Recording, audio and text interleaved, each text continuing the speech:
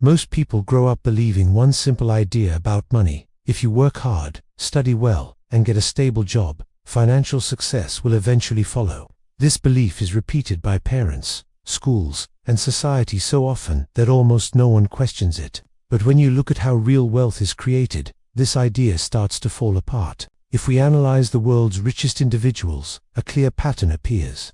The vast majority of them do not rely on salaries. They belong to four main categories: entrepreneurs, investors, inheritors, and people with rare high-value skills.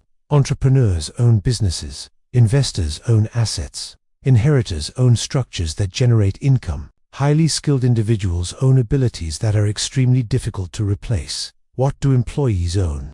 Usually nothing except their time. Time is limited. Ownership is scalable. When you work for a salary, your income is tied directly to the number of hours you can work. There are only 24 hours in a day, and your body can only handle so much effort. Even high-paying jobs have a ceiling. No matter how skilled you are, there is a maximum amount an employer will pay. Ownership works differently. A business can serve thousands or millions of customers. An investment can grow without your daily involvement. A skill can be monetized repeatedly without starting from zero each time. This difference is the real reason most people never become rich. It's not because they are lazy. It's not because they lack intelligence. It's because they are stuck in a system built around dependency. Employees depend on paychecks. Miss one paycheck, and stress begins. Miss two, and savings disappear. Miss three, and debt enters the picture. That constant pressure forces people to focus only on short-term survival. Long-term planning becomes a luxury they feel they can't afford. This is why many people say things like, "I'll invest when I earn more. I'll start a business when life is less busy. I'll think long-term once I'm stable." But stability never comes from a paycheck alone. The truth is uncomfortable but powerful. Working harder inside the same system rarely changes outcomes. Only changing the system does. This series is not about quitting your job or taking reckless risks. It's about understanding how the 1% structure their money so that ownership slowly replaces dependency. You don't escape the system overnight. You transition out of it, step by step. And it all starts with how you manage the money you already earn. Most people believe money management is complicated. They think it requires advanced math, perfect timing, or insider knowledge. In reality, the biggest problem is not complexity, it's chaos.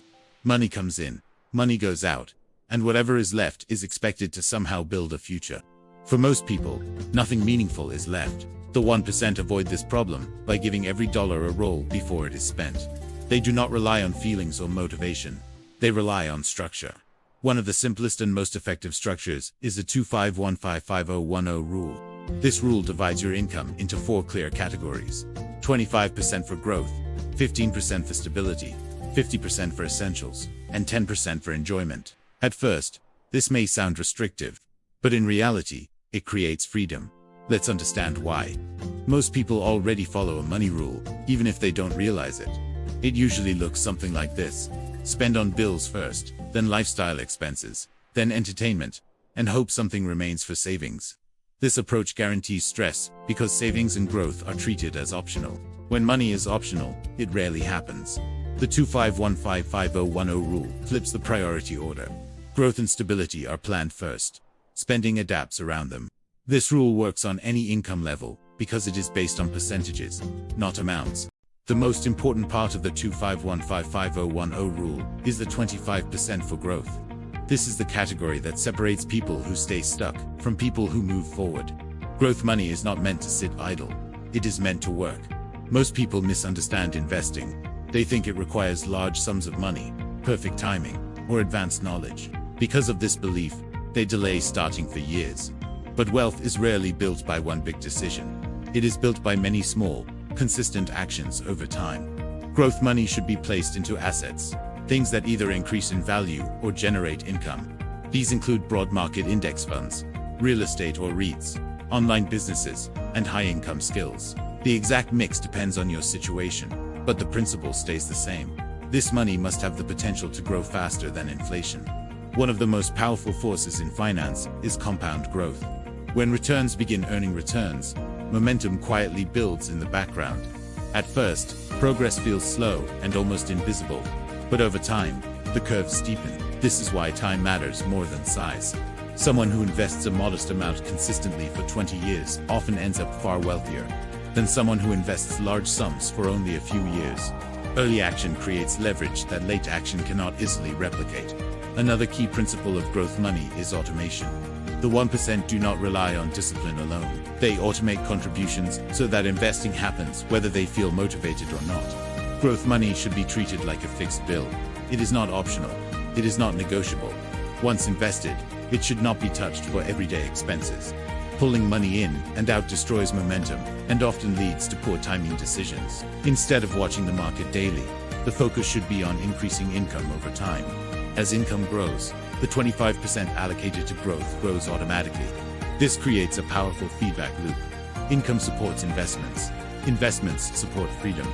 Growth is not about chasing quick wins. It is about building a system that quietly compounds in the background while you live your life.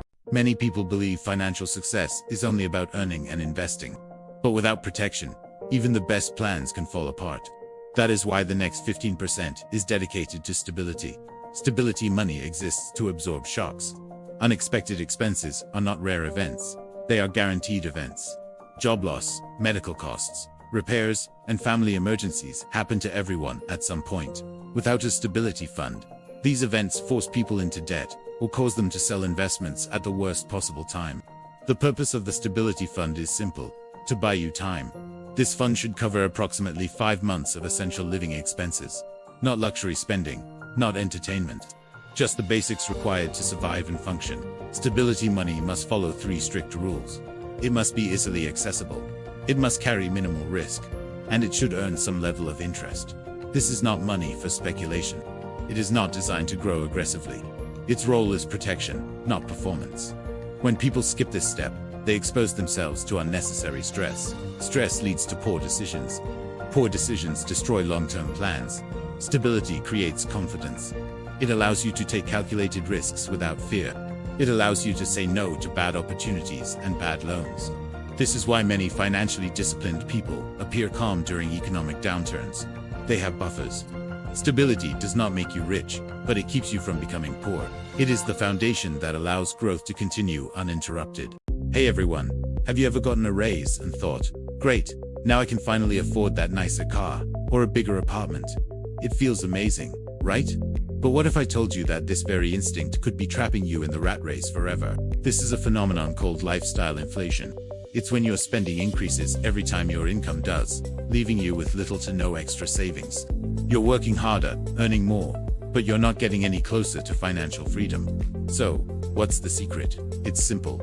Cap your essential spending. Figure out what you truly need to live comfortably, and keep that number fixed, even when you start making more money.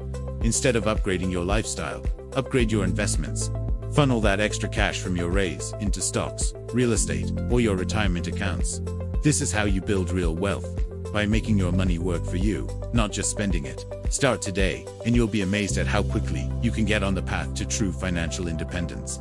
Thanks for watching, and don't forget to subscribe for more tips. Many people think financial discipline means constant sacrifice. In reality, discipline without balance often leads to failure. That is why the final 10% is reserved for enjoyment. This category exists to make the system sustainable.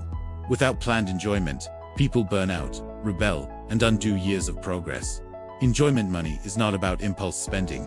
It is about intentional experiences. Travel, hobbies, learning, relationships, and meaningful experiences belong here. Mindless consumption does not. By allocating enjoyment in advance, spending becomes guilt-free. You can enjoy life without sabotaging your future. This balance is what allows the 1% to stay consistent for decades. They do not rely on extreme restriction. They rely on sustainable systems. The purpose of money is not accumulation alone. It is freedom, security, and choice. The 251555010 rule is not a shortcut. It is a framework. When applied consistently, it slowly replaces stress with control and uncertainty with clarity. That is how the 1% manage money, not through luck, but through structure.